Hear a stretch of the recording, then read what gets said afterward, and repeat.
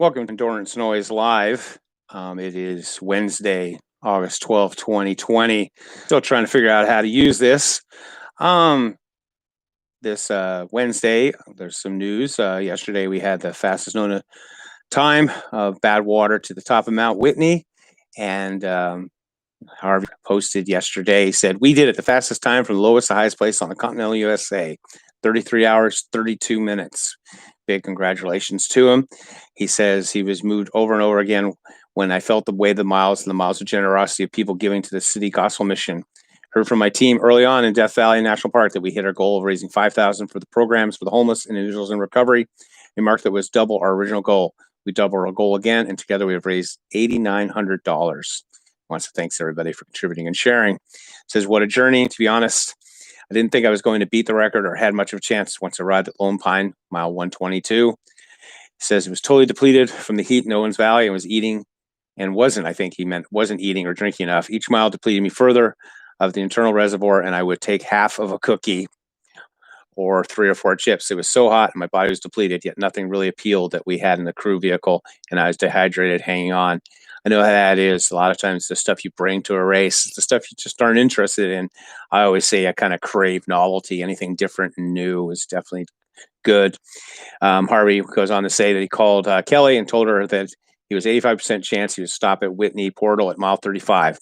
Told her I felt rough and was in no shape to go up the mountain. Told her Marshall's record was also far out of sight as we were arriving to the portal over an hour after his 135 time when he set the 146 record. So yeah, he was an hour behind when he got to the portal.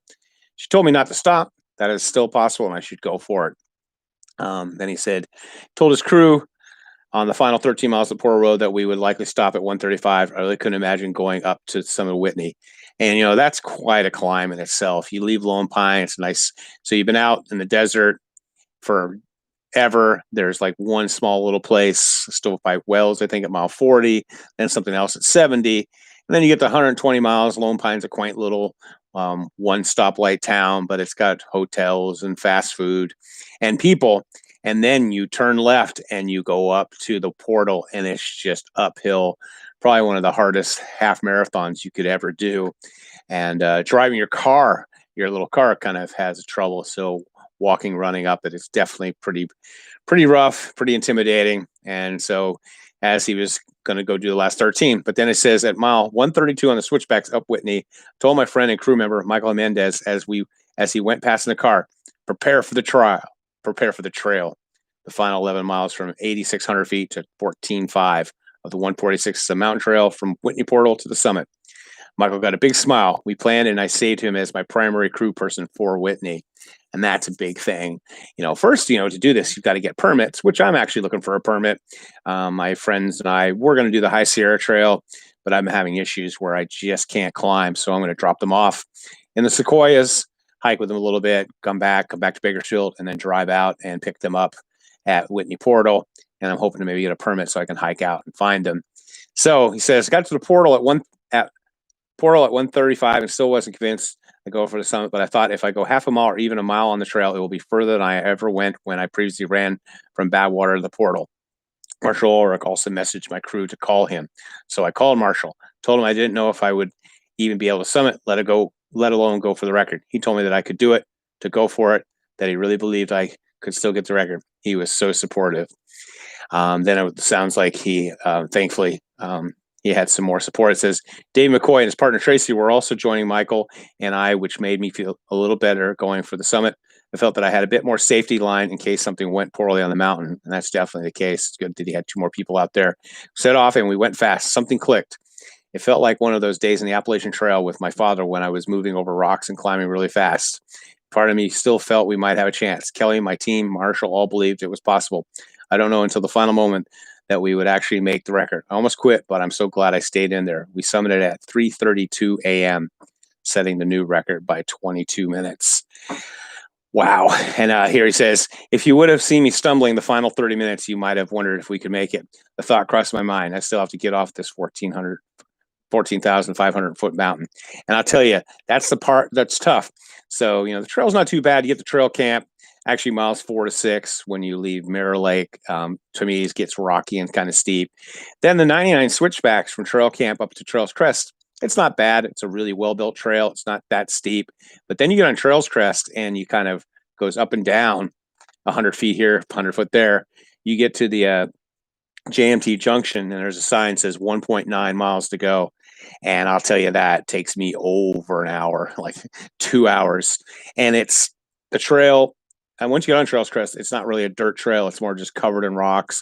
There's a cliff on one side, and it's just slow going. And especially in the dark with a headlamp, and he's been up for so long, you definitely could make some mistakes. And then, of course, you're just so high. I mean, he's from Ohio area, so he's definitely not used to altitude.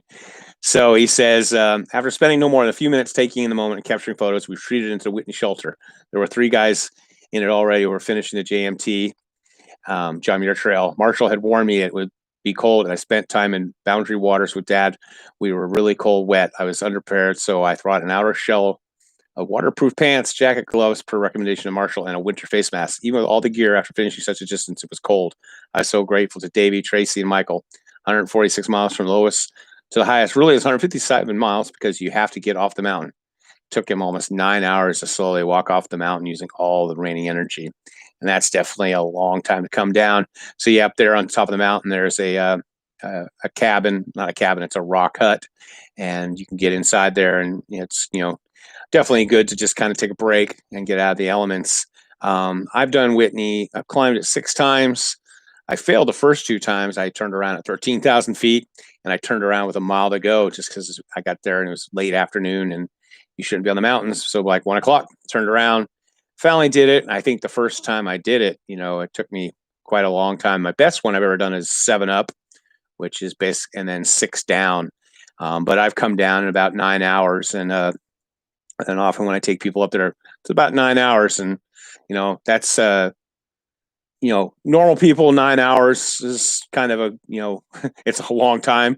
But for someone like Harvey, he's so fast, I can't imagine 9 hours for him is definitely slow for him. So big congratulations to him. I was interesting on Twitter, which is what I kind of take this stuff from, Twitter and Facebook. Hanson Project, I always love their things. It says, anytime I have a rough day running, I remember the times when I was injured and unable to run at all, and I realize how fortunate I am. Even a bad run is a good thing. And, I made it till I started running in 1979. I made it all the way to 2020 with not an injury. And then I had that bad grease fall. And so every day when I'm out there training, I think of that. So I'm so glad that I'm now healthy. Then some interesting news that even though there's schools, most of the kids are not going to school. The Hershey Company says we're looking forward to our continued sponsorship of Run, Jump, Throw, a hands-on learning program that gets kids excited about physical activity. Check out the Run, Jump, Throw site for at-home PE class ideas. So parents out there with kids definitely might check that out. There's lots of good things online. Sure wish that kids could go to school, but it's just the reality of things right now. Another race cancellation, the St. George Marathon has been run without interruption for nearly 4 decades, but it's got canceled this year. And of course, it's been 43 years they've had it, but due to all the COVID stuff, they've canceled it. St. George Marathon is very well known, kind of a slightly downhill race, and lots of people go there to get their Boston qualifiers, and I've had athletes go there too. So that's kind of a shame. Then Kipchoge, who's going to be running the London Marathon against Bekele, he says, people often ask me how I manage to have a long and fruitful career. I believe it's because I am surrounded by many great people to train with. I believe success comes by working hard and laughing lots. And yeah, definitely finding a group of people to train with and share everything with is really great. I know I have some friends who I definitely like to talk to and meet up with and keep me motivated. And of course, then there's Mark Runner from the Real Dumb Runner Twitter, just to put us all back. He says, Wednesday motivation. Don't judge yourself against others. Judge yourself against your own impossibly high standards. Oh my. And some NCAA updates. Football has been canceled or postponed, a lot of it. And it says here that if one more conference calls fall sports, Division I cross country will officially hit the 50% threshold to cancel the championship conferences. And so there's quite a few conferences left, and any of them cancel, then we won't have college cross country. Last night I was out on the bike path doing some running and ran into some cross country kids. And I was a little confused. I thought their season was going to start till January, but here in East Kern County, they're going to start in November. So that's when winter sports starts. So unfortunately, they have to train on their own. They've been training all summer, not allowed to have coaches, and they won't be able to have a coach officially out there till November. But good 20, 30 kids out there. And I really look forward to seeing them run this later this year. Speaking of running, recently Hoka won one, and a lot of the running companies who have teams have been putting on little track meets. And Stephanie Rothstein the other day, who's a marathoner, she just ran like a 4:38 mile. And, her best in high school and college was like only under 5 minutes. But it's funny, her kids have said, after the race last night, Hudson O'Reilly said, "Mom, we're sad you didn't win." I told him sometimes winning isn't always about first place, but it can be about running the best you've ever done and improving your personal time. But obviously, I like winning too. And speaking of fast miles, 45 years ago on this day, New Zealand's John Walker was the first person to clock a sub 350 mile. And with 200 meters to go, I knew that I was on world record pace because Dwight Stones was yelling at me with a stopwatch in his hand. Of course, Dwight Stones is our Olympic high jumper, won gold in that, and he's often doing commentating now on lots of track and field events. And then I will leave you with Brad Stoltenberger, who I often like a lot of what he says. And he says, simple practices that set you up for success and longevity. Physical movement for at least 30 minutes a day, avoiding foods wrapped in plastic, reading at least 20 minutes every day, sleeping 7 to 9 hours, engaging in community at least a few days per week. Amazing how far this gets you. I do most of that except the sleep part, but that's just kind of for me a genetic kind of thing.